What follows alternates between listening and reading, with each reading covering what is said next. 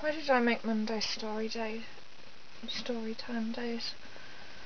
I have no clue what story I'm going to tell today. But I do know how I'm going to pick it. Sort of. I've decided today that I'm going to pick what story I tell, or tell a story from a tarot card. Which I've just grabbed one of the decks I have in my room.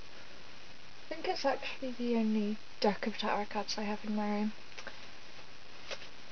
I have angel cards, mermaids and dolphins, fairy cards, and 2 packs that I never really understand, but I also have my tarot cards. I'm sure I have more than just the ones I'm shuffling now, but I like the ones I'm shuffling now. Shall we see which one I get? Let's go with that one. Ooh, I always like cups. Reflection, the Page of Cups. I used to love one thing Mum did, which was try to assign a tarot card to people. And I think I was always either Page of Cups or Page of Wands. And that was because of my personality. And I think I'm probably still something connected to cups. I'm hopefully no longer a page. A bit older than that. But I do act quite young, so I might still be a page. I'm rambling.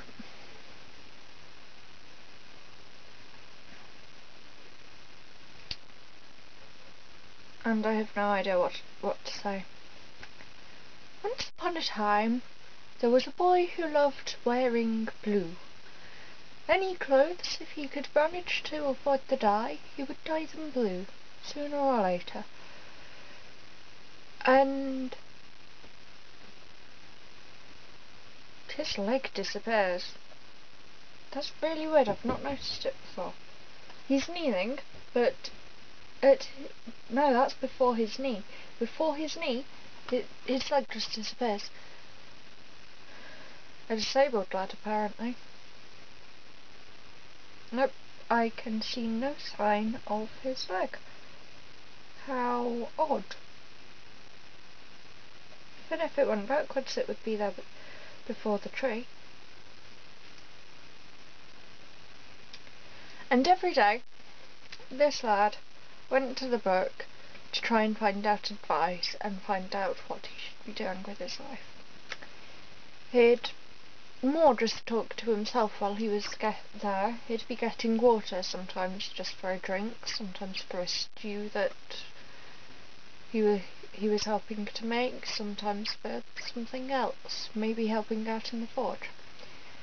But while there, he'd still muse what he was doing with his life, what job he should be aiming for, whether he should be trying to be, I don't know, a knight, be an advisor to a king. But every day he'd do it, and he'd talk to the fish and the creatures around, until one day a fish decided to answer him back. It was quite blunt, really. Told him that why on earth would some fish in a brook know what he was meant to be doing with his life? They were fish. They had more important things than what a young lad in blue cared to learn. But the fish also gave him a few words of advice on deciding what he wants to do in his life for himself. Which was, you had to look for something he enjoyed or that he didn't mind putting the work in to manage, and that did some good in the world rather than made the world a worse place for people. And the lad was very shocked. He'd never expected anything to answer him back. No fish, nor woodland creature, nor insects, nor river, nor trees. But he'd nodded, and the fish had swum away again. and he went about his daily routine of getting some water. All while thinking about what the fish had said to him. And he carried on thinking about what the fish had said to him for a while, and still didn't know what he should be doing. So he carried on living life as he normally did, helping to fetch water for things happening in the village, things that needed being made, and talking to himself. Not asking questions per se anymore, but trying to find the answer to the question the fish had asked him. What did he enjoy doing or want to put the work into to manage? And he'd ask this every day, and he'd never get closer to an answer.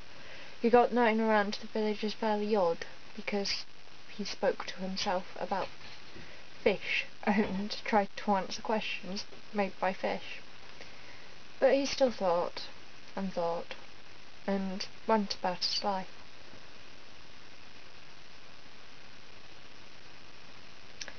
Until he realised he was more just going through the motions of life than he was actually living. He didn't know what he was doing with his life because he wasn't doing anything with his life. He was just going through the motions of living, acting as though he was alive while he put everything on pause, waiting for him to work out what he should be doing to be alive. He didn't like that revelation much, but that was the last day he took water from the stream. He went to the fish, or tried to spot the fish that had advised him in the stream, and said, I'm going on an adventure, and I'm going to move my life. And I don't know what's going to happen, but I will find out the answer to your questions. Even if I have to travel for a year and a day to places unknown. Farewell.